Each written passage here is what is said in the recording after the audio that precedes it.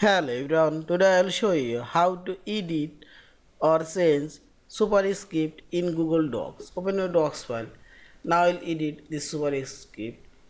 Simply click your mouse and dragging selected superscript. You can decrease superscript size. Also you can increase. Here you can make superscript underline. Also you can change superscript color. Also change this one.